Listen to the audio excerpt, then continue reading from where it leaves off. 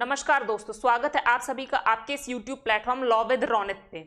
आज हम इस वीडियो में चर्चा करेंगे मेथड्स ऑफ रिसर्च या टाइप्स ऑफ रिसर्च। इस वीडियो को देखने के पहले हम आपको सजेस्ट करेंगे कि मेथड ऑफ रिसर्च पे हमने एक वीडियो ऑलरेडी बना रखी है, उसको आप देख लीजिएगा, तब आपको ये वीडियो ज़्यादा बेहतर तरीके से समझ में आएगा, जिसमें हमने कुछ रिसर्च ऑलरेडी पढ़ा रखे हैं। तो आप उसके बाद जब इसको देखेंगे तो ये आपको ज़्यादा अच्छे तरीके से समझ में आएगा। तो चलिए हम शुरुआत करते हैं।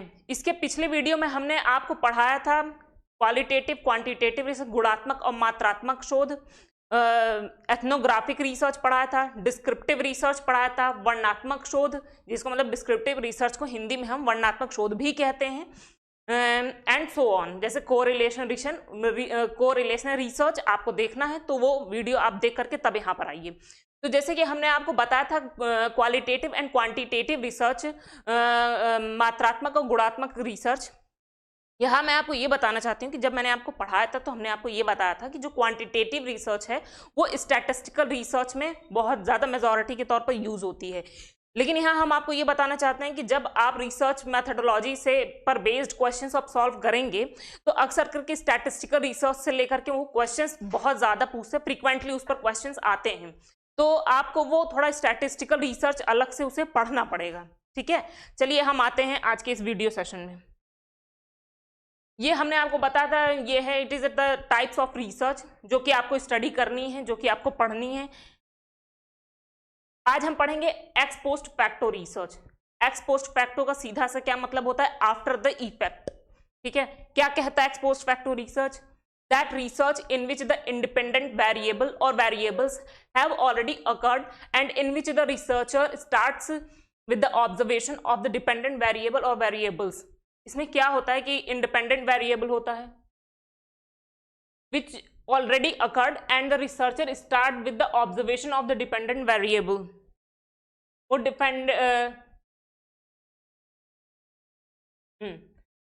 independent variable which जो कि ऑलरेडी अवेलेबल होता है और वो इसका इफेक्ट देखता है डिपेंडेंट वेरिएबल्स पे। क्या है ये? इसको आप एग्जांपल के थ्रू समझिए। जैसे कि एक्स पोस्ट फैक्टो लॉ सबसे ज्यादा मेजॉरिटी और बेसिकली यूज होता है लीगल रिसर्च में, बिजनेस ऑर्गेनाइजेशन में और सोशल साइंसेज में। लीगल रिसर्च में कैसे? पहले इसको आप एक एग्जाम्पल के थ्रू समझिए। जैसे एग्जाम्पल दिया हुआ है, if the government passes a law today adding the death penalty for anyone who kidnap a child और has kidnapped a child over the past 10 year. जैसे कि गवर्नमेंट ने कोई लॉ पास किया कि जो कोई किडनैपिंग और क्या कहते हैं चाइल्ड स्टीलिंग का काम कर रहा है विद इन पास्ट 10 ईयर्स से, तो उसको अब डेथ पेनाल्टी दी जाएगी।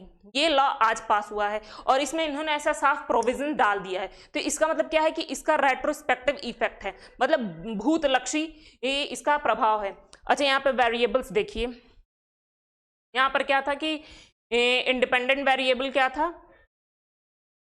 Government passes a law today, ये इंडिपेंडेंट वेरिएबल है। डिपेंडेंट वेरिएबल क्या है? किडनैपिंग और child stealing.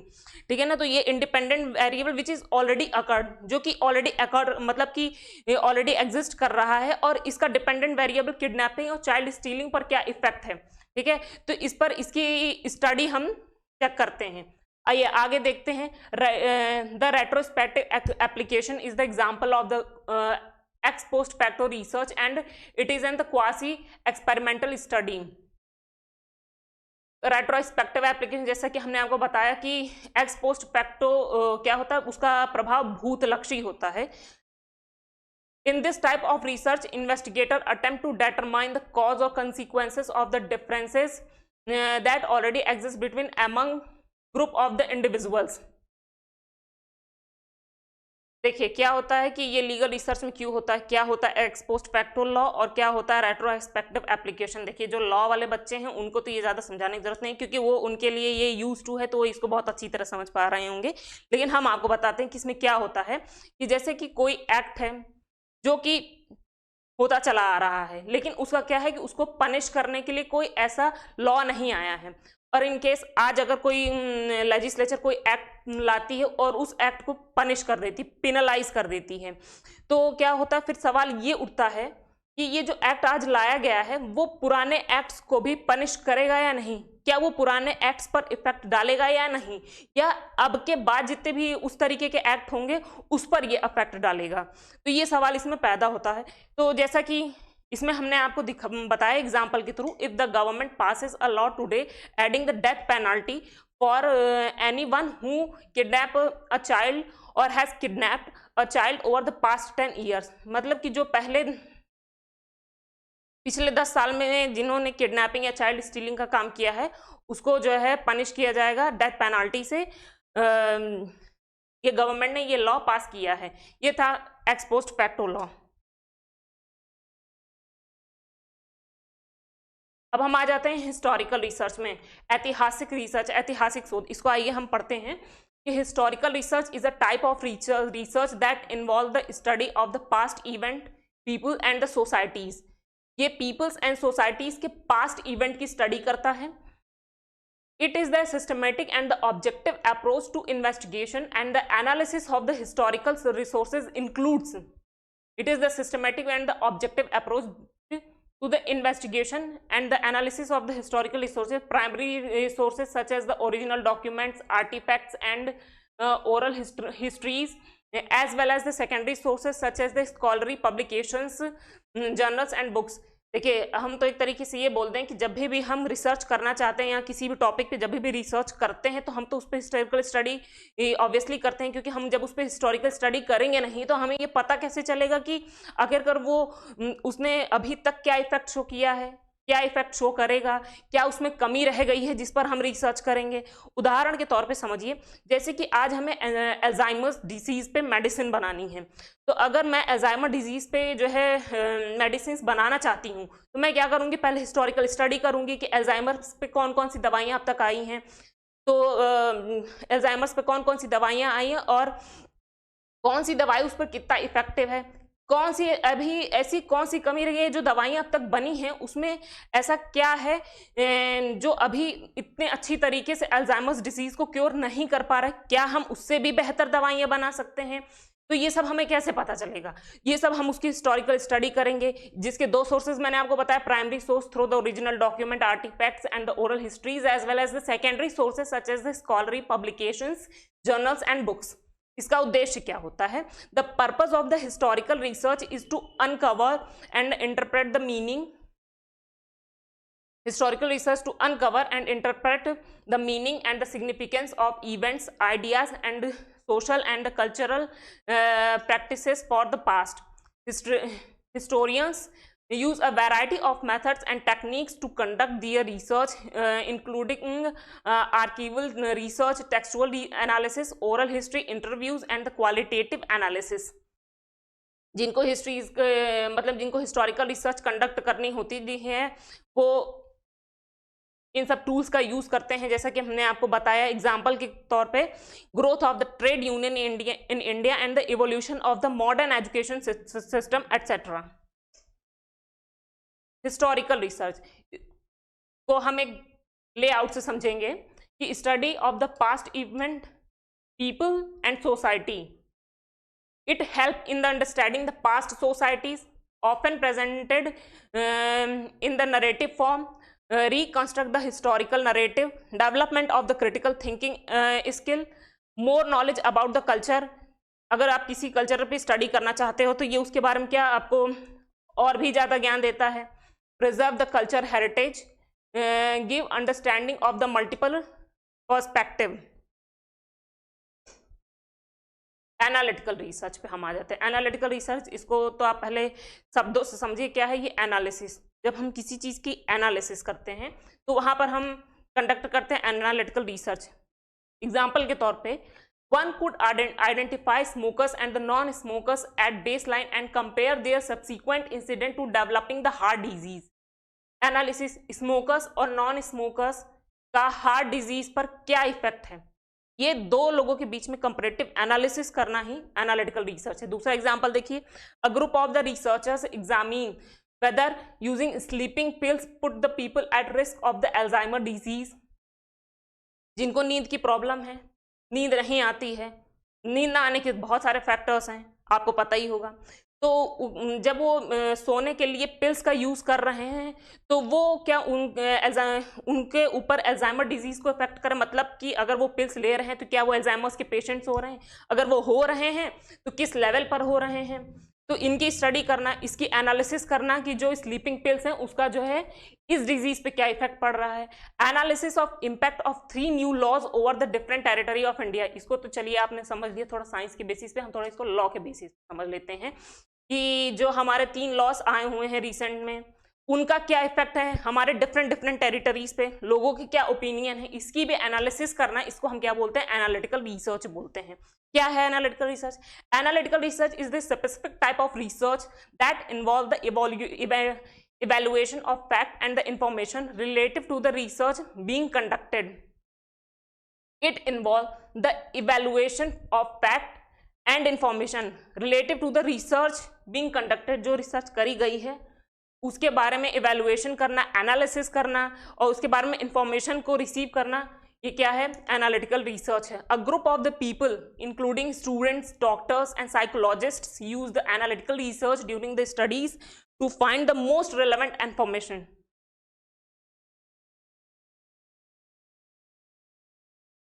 Experimental research. Experimental research basically scientific research में ज़्यादा यूज होता है। एक्सपेरिमेंटल रिसर्च में क्या होता है कि इसमें वेरिएबल्स होते हैं, उनके बीच में हम रिलेशन को स्टैब्लिश करते हैं और उनका इफेक्ट देखते हैं। Experimental research is the study conducted with a scientific approach using 2 sets of variables. The first set act as the constant which you use to measure the difference of the second set. Example के through calcium carbide use किया जाता है fruits को ripe करने में, ठीक है। तो यहाँ पर क्या होता है कि कैल्शियम कार्बाइड क्या है, वो कांस्टेंट है, CaCa2। कैल्शियम कार्बाइड यूज किया जाता है फ्रूट्स को राइप करने में, तो यहाँ पे कैल्शियम कार्बाइड क्या है, वो कांस्टेंट है। फ्रूट्स क्या है, वो जो वेरी करते रहते हैं, चेंज होते रहते हैं।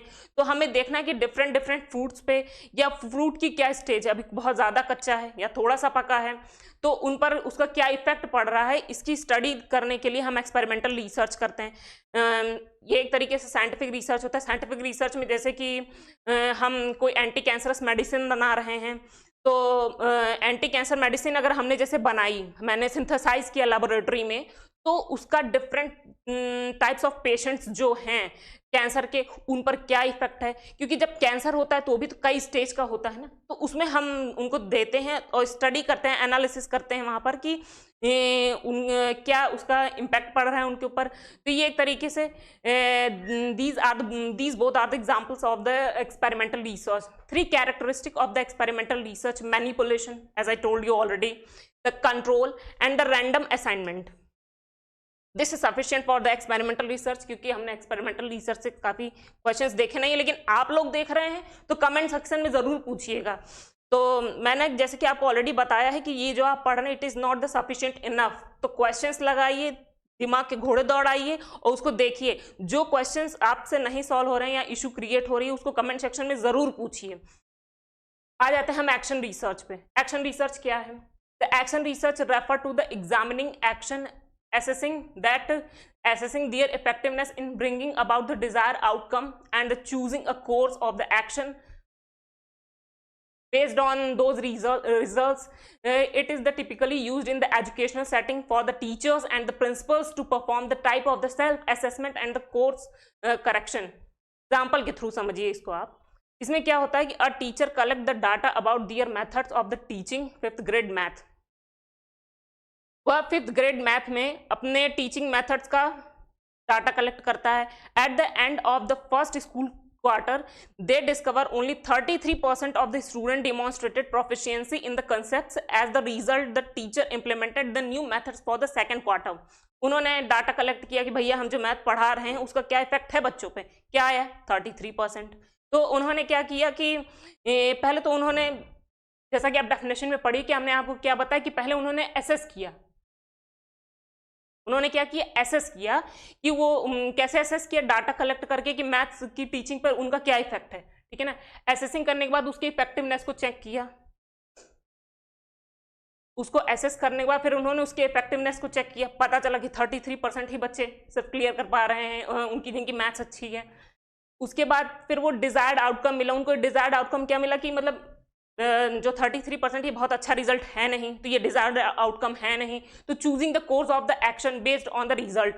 अब इनका क्या था कि इन्होंने देखा कि इनका रिजल्ट अच्छा है नहीं, तो इन्होंने क्या किया, the teacher implement the new methods for the second quarter.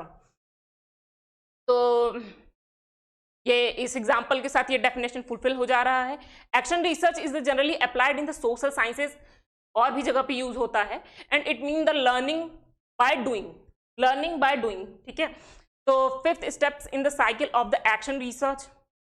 सबसे पहले हम प्लान करते हैं, एक्ट करते हैं, जैसा कि आप इस एग्जाम्पल के साथ कोरिलेट कर पाएंगे। फिर रिफ्लेक्ट करेंगे, मतलब देखेंगे इस एक्ट का इस पर क्या इफेक्ट पड़ रहा है। फिर हम जो हमारा रिफ्लेक्ट हुआ है या जो हमें रिजल्ट मिला, क्या वो डिजायर्ड है या नहीं है। अगर नहीं है तो उस प्लान को हम फिर से रिवाइज करते हैं, फिर एक्ट करते हैं और फिर रिफ्लेक्ट करते हैं। मतलब ये प्रोसीजर चलता रहता है, जिससे हमारा क्या होता है कि रिसर्च प्रोसेस या जो हम डिजायर्ड आउटकम चाहते हैं वो हमें हर एक अटेम्प्ट में मिलता रहता है। The 5 steps involved in the cycle of the action research is the diagnosis, action planning, taking action, evaluating, specifying, learning. Fundamental research and the applied research. Fundamental research को हम बेसिक रिसर्च और pure research भी कहते हैं। जब research कोई बच्चा करता है, स्टार्ट करता है, तो कहाँ जरूरत आ जाती है फंडामेंटल रिसर्च की। जब आप ज्वाइन करेंगे किसी टॉपिक पे, या जो लोग पीजी में भी थोड़ा बहुत रिसर्च वगैरह उन्होंने की होगी, research is the part of life. तो जैसे कि आप किसी चीज को उस पर नॉलेज गेन करने के लिए पहले क्या करते हैं, उस पर स्टडी करते हैं, पढ़ाई करते हैं, ठीक है। जैसे कि मुझे एंटी कैंसर सिंथेसिस पे अगर रिएक्शन करनी थी या रिसर्च करनी थी, तो हम पहले क्या करेंगे, उस पर बेसिक स्टडी करेंगे। तो आइए जानते हैं क्या है। It is called as the fundamental और basic of pure research. It expand the person's knowledge, as I told you already, कि अगर किसी टॉपिक पे हम रिसर्च करना चाहते हैं तो पहले हम क्या करेंगे, उस पर अपना नॉलेज गेन करेंगे। तो नॉलेज गेन करने के लिए हम क्या करेंगे, फंडामेंटल रिसर्च करेंगे। And this is the type of research is not going to create और इन्वेंट एनीथिंग न्यू। ये कुछ हमें नया है, क्योंकि हम ये इन्वेंशन नहीं कर रहे, हम एक्सपेरिमेंट या साइंटिफिक रिसर्च नहीं करेंगे। ये बेसिक रिसर्च ही है जिसमें हम सिर्फ अपने नॉलेज को एक्सपेंड कर रहे हैं through the papers, books, journals, articles etcetera, ठीक है। तो and instead it is based on the basic science investigation. For example, a company studies how different product placements affect product sales. This study provides the information and is knowledge based. इन सब से अगर आपको देखिए, जो मैं आपको पढ़ा रही हूँ, इससे रिलेटेड और भी बहुत अप्रोचिंग और आइडियाज अगर आपको मिलते हैं, एग्जांपल्स मिलते हैं, तो कमेंट सेक्शन में बताइएगा जरूर। क्योंकि जब आप क्वेश्चन सॉल्व करोगे ना, तो क्या होता है कि रिसर्च में वो आपको सीधे कोटेशन दे देंगे और पूछेंगे कि बताइए इसमें कौन सा रिसर्च अप्लाई हो रहा है। तो अगर आपको कोई अप्रोचिंग एग्जाम्पल वो मिल रहा है तो भी कमेंट सेक्शन में बताइएगा जरूर। अब हम आ जाते हैं अप्लाइड रिसर्च में। Pure research is the quite often the basis of the evolving necessary concepts and the technical terminologies. इन्होंने ये बताया कि प्योर रिसर्च में हम क्या करते हैं, कि नेसेसरी कंसेप्ट की स्टडी करते हैं और टेक्निकल टर्मिनोलॉजीज की स्टडी करते हैं। While pure research discover the principles and laws. Applied research क्या करता है, applied research discovers way of the applying them to solve the social problem.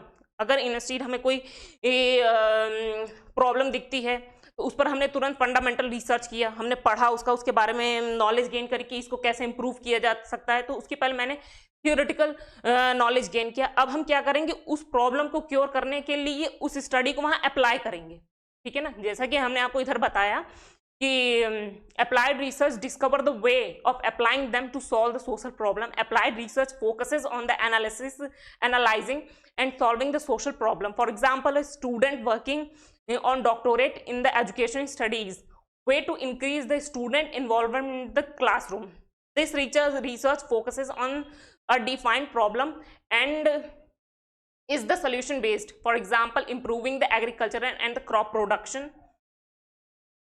तो हमें एग्रीकल्चर और क्रॉप प्रोडक्शन को इंप्रूव करना है, तो हम सबसे पहले क्या करेंगे, उस पर फंडामेंटल रिसर्च करेंगे, बेसिक रिसर्च करेंगे, प्योर रिसर्च करेंगे। पहले हम उसके बारे में नॉलेज गेन करेंगे कि आखिरकार क्या कमी है, कहाँ कमी आ रही है। तो जो वो कमी आ रही है उस पर हम स्टडी करेंगे कि इसको हम कैसे इम्प्रूव कर सकते हैं। तो फिर हम एक पूरा स्ट्रेटेजी बनाएंगे, फिर हम उसको वहाँ अप्लाई करेंगे, तो वो एक तरीके से अप्लाइड रिसर्च हो जाएगा। Treat to cure the specific disease, कोई डिजीज आ जाता है, कोविड आ गया बिल्कुल अचानक से, तो इसके भी कोई था नहीं, तो स्टडी करके ही तो उसको अप्लाई किया गया। And improve the energy efficiency of the home offices modes of transportation. It is the basic difference between the fundamental research and the applied research. What is it? First one is the addition to knowledge in the fundamental research, solution of the existing problems, addition of the knowledge through the fundamental research, and the solution of the existing problem through the applied research, discovery and the invention, innovation and the application. ये mostly academic होता है, ये mostly practical होता है, used in the problem solving. ये extensive in nature होता है, ये इंटेंसिव होता है। एक्सटेंसिव मतलब कि ये काफ़ी वाइड होता है, ये काफ़ी वाइड होता है, हमें बहुत पढ़ना पड़ता है इसमें। और इसमें क्या होता है, ये इंटेंसिव होता है कि मतलब ये काफ़ी गहनता वाला वो काम है कि मतलब आपकी पढ़ाई और गहनता बहुत अच्छी होगी तो ही आप इसमें अप्लाई कर पाओगे। इंडक्टिव एंड डिडक्टिव रिसर्च, आगमनात्मक और निगमनात्मक research. The term inductive and deductive are often used in the logic, reasoning and sciences. Scientists use both inductive and deductive research methods as a part of the scientific method. What is the inductive research? आगमनात्मक शोध क्या है? Inductive research is method in which the researcher collects and analyzes the data to develop the theories, concepts or hypotheses based on the pattern and the observation seen in the data. It is uses as the bottom-up method in which the researcher start with the specific observation. इसमें researcher क्या करता है, पहले तो observation करता है and then move on the more general theories or idea. Observation करने के बाद फिर उसकी एक theory का ideas create होती हैं. Inductive research is often used in the exploratory studies or when not much researcher has been done on the topic before. जिन्होंने जिस मतलब रिसर्चर ने जिस पर पहले अभी तक कोई स्टडी करी नहीं है, ये एक तरीके से एक्सप्लोरेटरी स्टडी हो जाती है। उदाहरण के तौर पे समझिए कि भाई जो साउथ में रह रहा है वो पहली बार यूपी में गया, वहाँ लखनऊ में, जब वो लखनऊ में गया तो चारों तरफ क्या देख रहा है कि चिकन की शॉप है, जो चिकन के कपड़े होते हैं, चिकनकारी वर्क होती है, वो चारों तरफ चार पर गया, उसको वहीं दिखा, और आगे गया उसको चिकन की ही शॉप दिखी। तो जब वो पूरा लखनऊ घूम करके अपने जिसके घर आया था उनके घर गया तो उनसे कहा कि यार हमने, तो उसने क्या ऑब्जर्वेशन किया कि यहाँ पर चिकन का वर्क बहुत होता है। तो फिर वो इस एनालिसिस और थ्योरी पे किस पे पहुंचा, किस ऑब्जर्वेशन पे आया? एज आई टोल्ड यू कि थ्योरी, फिर वो थ्योरी और कंसेप्ट और हाइपोथेसिस क्रिएट करता है। तो फिर वो जिनके घर गया उनसे कहा कि यार हम तो लखनऊ घूमे और इधर तो हर तरफ चिकन का ही वर्क दिखाई दे रहा है। तो यहाँ पे उसकी थियोरी, कंसेप्ट और एक आइडिया क्रिएट हुआ, ठीक है। And it is based on the pattern observation seen in the data, ठीक है। तो इसको हम एक तरीके से क्या कह दें कि ये जनरल टू पर्टिकुलर होता है, ठीक है, जिसमें हम पहले जनरल व्यू क्रिएट करते हैं, जो हम देखते हैं हमें जो दिखता है, फिर वो हम जनरल टू पर्टिकुलर आते हैं। Stages involve in the inductive research, 3 steps of the inductive research process are: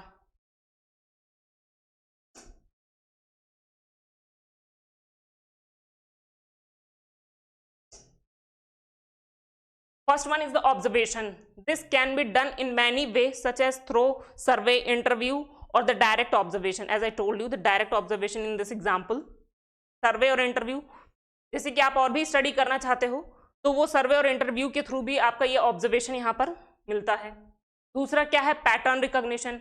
observation हो गया, सर्वे ले लिया, इंटरव्यू ले लिया, तो फिर उस पर आपको एक पैटर्न मिलेगा। पैटर्न के लिए क्या करना होता है, next step is to look at the data in detail which has been collected. जो आपने डाटा कलेक्ट किया उसको इन डिटेल में हम देखेंगे। This means looking at the data for pattern, theme and relationship. The goal is to find insight and the trend. जो आपने data collect किया है ऑब्वियसली उसमें आप फिर एक पैटर्न डिसाइड करोगे क्या थे। जैसे कि आप लखनऊ घूमे तो आपने एक ऑब्जर्वेशन किया और फिर आपने एक उस डाटा से जो ऑब्जर्वेशन या जो डाटा आपको मिला उसके थ्रू आप इस कंक्लूजन पे आए, एक पैटर्न आपने रिकॉग्नाइज किया उधर। Third one is the theory development. The researcher will start to create the concepts based on the patterns and themes from the data analysis and putting the data into the group based on their similarities and the differences to make the framework for the understanding the thing being studied, जो उन्होंने pattern recognition और observation में जो भी चीजें collect की या गोल जो उनको अचीव हुआ उस पर उनकी एक थियरी प्रिपेयर हो जाती है। फिर वो थियरी को क्या करते हैं, putting the data into group based on their similarities and differences. वो सिमिलैरिटी और डिफरेंसेस के आधार पर क्या करते हैं, उस डाटा को ग्रुप में अप्लाई करते हैं and to make the framework to understand the thing being studies, जो उन्होंने पढ़ा है उस पर एक फ्रेमवर्क को प्रिपेयर करने के लिए। ठीक है, these three steps are often repeated in cycle, so the researcher can improve their analysis and understand the phenomena over the time. Inductive research aim to develop new theories and the ideas based on the data. ये क्या था, general to particular था। इसमें आप पहले observation करते हो, फिर एक थियरी प्रिपेयर होती। अब हम आ जाते हैं deductive research. Deductive research deduce करना, निगमनात्मक करना, ये ठीक इसका उल्टा होता है। ठीक है, ये पर्टिकुलर टू जनरल होता है। हम केरला में थे या कोई केरला का पर्सन है, उसने सुना कि भैया उधर लखनऊ में चिकन का मार्केट है, चिकन का शॉप है, तो वो ये एनालाइज करने के लिए जाएगा लखनऊ। तो यहाँ पर क्या था कि पहले उसके पास पर्टिकुलर था, एक हाइपोथेसिस उसके पास ऑलरेडी थी कि लखनऊ में जो चिकनकारी का वर्क होता है, तो वो उसको ये क्या था, पर्टिकुलर इंफॉर्मेशन थी। अब उसको वो जनरलाइज करने के लिए, फिर उसको अप्लाई करने के लिए वो लखनऊ में आएगा और वो उसकी एनालिसिस करेगा।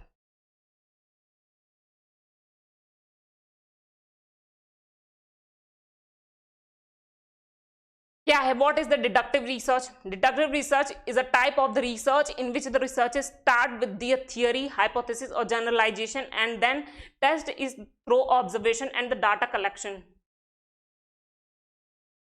Start with the theory and hypothesis generalisation. पहले उसके पास थियरी होती है, हाइपोथेसिस होती है, जनरलाइजेशन होती है, फिर वो उसको ऑब्जर्वेशन पे अप्लाई करने की कोशिश होता है। ये जैसे कि आप जब केमिस्ट्री में रिसर्च करते हो तो पहले आपको लेबोरेटरी में नहीं घुसा दिया जाता कि पहले तुम पहुंच के रिसर्च ही कर डालो या एक्सपेरिमेंट ही कर डालो। पहले आपको थियरीज पढ़ाई जाती हैं, पहले आपको बताई जाती है वो चीज़ें कि आपको वहां पर जाकर के इन चीज़ों को अप्लाई करना है। कि जब आप कॉपर ऑक्साइड में HCl का सोल्यूशन डालोगे तो वो ब्लू कलर और ग्रीन ब्लू कलर देगा। जब पहले ये थियरी आपको पढ़ाई जाएगी तब तो आप उसको लेबोरेटरी में अप्लाई करोगे। तो it is like that, it is uses to top down method in which the researchers start with the general idea and then test is through the specific observations. Deductive research is often used to confirm the theory or test a well-known hypothesis. Deductive research often used to confirm the theory or test well hypothesis. Hypothesis जो है create की गई है उसको test करने के लिए deductive research की जाती है। Stages involved in the deductive research processes. The 5 steps in the process of the deductive research are: first one is the formulation of the hypothesis. The first step in the deductive research is to develop the hypothesis and guess how the variables are related. Second one is the design of the research study. Hypothesis create करेगा, hypothesis को apply करने के लिए क्या करेगा कि वो कौन सा रिसर्च डिजाइन यूज करेगा, वो उसका चूज करेगा, उसका सिलेक्शन करेगा। Next step is the designing a research study to test the hypothesis. This mean choosing the research method, figuring out what need to be measured and figuring out how collect and look at the data. Collecting data, फिर वो जो research design prepare करेगा उसके according या hypothesis के according datas को collect करेगा। Once the researcher design is set, different methods such as the survey, experiments और observational studies as are used to gather data. Analysis of data, data collect करने के बाद फिर उन डाटा की एनालिसिस करेगा कि क्योंकि ये हाइपोथेसिस में फिट बैठ रहा है कि नहीं, कहीं कुछ गड़बड़ वाली चीजें तो नहीं हमने कलेक्ट कर ली ना। तो एनालिसिस या जो कलेक्ट की है उसका एनालिसिस करना। The collected data are looked at to see it if they support or disprove the hypothesis. जो डाटा कलेक्ट है ये देखने के लिए कि ये सपोर्ट कर रहा है या डिस्प्रूव कर रहा है हाइपोथेसिस को। The goal is to see if the data support or refute the hypothesis. You need to use the statistical method to find the pattern and link between the variables to do this. Fifth characteristic is the drawing conclusion. If the hypothesis is supported, it can be used to make the generalization about the population being studied. If the hypothesis is wrong, the researcher may need to develop the new one and start the process again. जो उसने data collect किया, जो वो किया, भैया उनको ये पता था जो केरला में रह रहे थे कि लखनऊ में चिकन की मार्केटिंग होती है, उन्होंने ट्रेन बुक करी, डाटा कलेक्ट किया, फिर उन्होंने देखा ट्रेन टाइम से चल रही है कि नहीं, उनका सामान वामान पैक किया कि नहीं, फिर वो एनालिसिस की डाटा की, फिर वो जब लखनऊ आए तो पता लगा यहाँ चिकनकारी की शॉपिंग ही नहीं। तो ऐसा तो कुछ है ही नहीं। तो या और भी तरीके से समझिए, तो इसमें क्या कहते हैं कि जो उन्होंने हाइपोथेसिस क्रिएट की थी उसके लिए उन्होंने काम किया, वो हाइपोथेसिस पे वो काम नहीं किया तो वो कोई अनदर मेथड यूज करेंगे उस हाइपोथेसिस को प्रूव करने के लिए या उस हाइपोथेसिस पे अहेड काम करने के लिए। The 5 steps of the deductive research are repeated and the researcher may need to return the earlier steps if they find the new information or new way looking at the things. As I told you already, in contrast to inductive research, deductive research aim to test theories or hypotheses that they have already been made. ये थोड़ा graphical presentation है inductive research का। सबसे पहले कि मैंने आपको क्या बताया इंडक्टिव रिसर्च में क्या होता है, थोड़ा ध्यान रखिएगा, जनरल टू पर्टिकुलर, और इसमें क्या होता है पर्टिकुलर टू जनरल की ओर हम जाते हैं। It is not sufficient enough to read about the inductive and the deductive research कि आप general to particular, particular to general जाएंगे। बूम तो तब होगा जब आप क्वेश्चंस लगाएंगे। तो जरा इस पे आप क्वेश्चंस लगाइएगा और देखिएगा कि किस किस तरीके के क्वेश्चंस आपको देखने के मिल रहे हैं। अगर हो जा रहे तो ठीक, नहीं हो रहे तो उनको कमेंट सेक्शन में पूछिए, अपने दोस्तों के साथ डिस्कस कीजिए और उसको पढ़िए। The main difference between inductive and deductive research are how the research is done, the goal, and how the data is analyzed. Inductive research is the exploratory, flexible, and based on the qualitative observation analysis. Deductive research, on other hand, is about the proving something and is structured and based on the quantitative analysis. Here the major difference between the inductive and the deductive research. अब हम आ जाते हैं primary and secondary research. It is ये थोड़ा सा हम आपसे ऐसा बोल दें कि जब हम कलेक्शन ऑफ डाटा करते हैं तो उसमें भी होता है प्राइमरी डाटा, सेकेंडरी डाटा।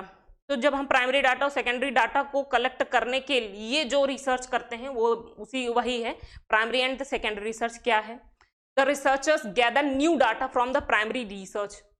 जब उनको न्यू डाटा कलेक्ट करनी होती है रिसर्च को तो वो किसके थ्रू करते हैं, प्राइमरी रिसर्च के थ्रू करते हैं। The research classifies as the primary when the researcher collect the information on the certain topic for the first time. Survey, interview and observation are commonly ways for the gathered data. कौन कौन से primary research के tools,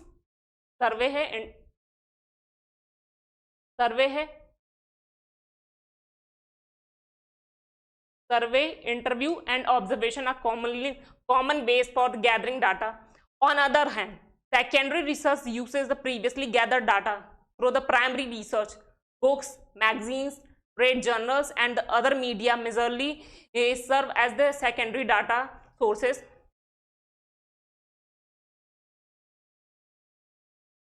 Moreover, the researcher does not gather the primary data in this case. जब आप primary data और secondary data पढ़ोगे तो वो भी कुछ ऐसा ही है। तो एक तरीके से आप समझ लीजिए कि एक तरह से कि वो स्टडी यहीं पर करी जा रही है, लेकिन आपको डाटा पढ़ना पड़ेगा कि क्या है data. all the primary studies entail the gathering and the analyzing the secondary data during the literature review stage. It is the vital to remember that primary and secondary research also involve the secondary research. Primary research and secondary research क्या है, थोड़ा सा और देख लेते हैं। The primary research is visible, क्या है चलिए हम पढ़ के बता देते हैं। Primary research is the carried out to obtain the first hand information regarding the present issue. जो प्रेजेंट इशू चल रहा है उसके रिगार्डिंग जो प्रॉब्लम्स आ रही है उनको ऑब्टेन करने के लिए क्या होता है कि प्राइमरी रिसर्च करी जाती है, ठीक है ना, थ्रू सर्वे, इंटरव्यू और ऑब्जर्वेशन। ये कोई ऑलरेडी अवेलेबल डाटा के थ्रू नहीं कलेक्ट किया जाता है। जैसे कि ऑलरेडी अवेलेबल डाटा क्या है, बुक है, मैगजीन है, ट्रेड है, जर्नल्स है, एटसेट्रा, ठीक है। The data acquired initially through primary research is used in the secondary research. जब प्राइमरी रिसर्च हो जाती है तो कुछ टाइम बाद ये भी तो सेकेंडरी रिसर्च बन जाएगा। The researcher conduct the study by himself, ये रिसर्चर खुद करता है। The researcher carried out by someone else, किसी और के थ्रू भी करवा सकता है। It is based on the raw data. It is based on the information that has been examined and the interpreted. The process takes a long time and it is expensive. It is based on the information that has been examined and interpreted already. Structured and unstructured data research, ठीक है ना. Structured और unstructured research basically हम आपसे ये बोलते हैं कि साइंस में ज़्यादा होता है और कंप्यूटर साइंस में भी ज़्यादा होता है. अच्छा, हमारा ज़्यादा होने का कहने का मतलब ये नहीं कि केवल उसमें होता है, ये मोर और लेस सभी जगह होता है, बट इन मेजॉरिटी उधर ये ज़्यादा होता है. ठीक है, तो क्या है स्ट्रक्चर्ड डाटा? स्ट्रक्चर देखिए कितने स्ट्रक्चर के साथ बना हुआ है, सिस्टमेटिक वे में बना हुआ है. Structured data stand for the information that is highly organised, factual and to the point. It is usually come in the form of the letters and the numbers that fit nicely into the row and column of tables. Structured data commonly exist in the table similarly to the Excel file, Google Docs, spreadsheets, etc. Ma'am आप Google ये structured and structure research बोल करके data बता रही हैं. जैसे कि मैंने आपको इसके पहले बताया, जब प्राइमरी सेकेंडरी रिसर्च होता है उसमें डाटा कलेक्ट करने के लिए हम वो रिसर्च कंडक्ट करते हैं. ये भी कुछ वैसा ही है. क्या है unstructured data? Unstructured data doesn't have any pre defined structure to it and come in all its diversity form. Structured data जो स्ट्रक्चर्ड है, अनस्ट्रक्चर्ड डाटा को आप समझिए जैसे पीडीएफ फाइल हो गया, वीडियो फॉर्मेट हो गया, ऑडियो फॉर्मेट्स हो गया, फेसबुक प्रोफाइल हो गया, इंस्टाग्राम प्रोफाइल हो गई. ये सब क्या है अनस्ट्रक्चर्ड डाटा के अंडर आते हैं. The structured data is often spoken of the quantitative data, meaning its objective and predefined nature allow us to easily count, measure, and express data in numbers. Unstructured data alternatively is called the qualitative data in sense that it has subject and interpretative nature. This data can be categorized depending on its characteristics and trait. चलिए दोस्तों, इस video के साथ हम इस slide के साथ इस वीडियो को यहाँ पे खत्म करते हैं. बार बार हम आपसे ये कह रहे हैं कि इसको पढ़ने के बाद इस पे क्वेश्चंस लगाइए, एमसीक्यू लगाइए, और कोई प्रॉब्लम्स है तो उसको नीचे कमेंट सेक्शन में ज़रूर पूछिए. इस वीडियो के रिगार्डिंग आपके पास कोई प्रॉब्लम है तो उसे कमेंट सेक्शन में ज़रूर पूछिए.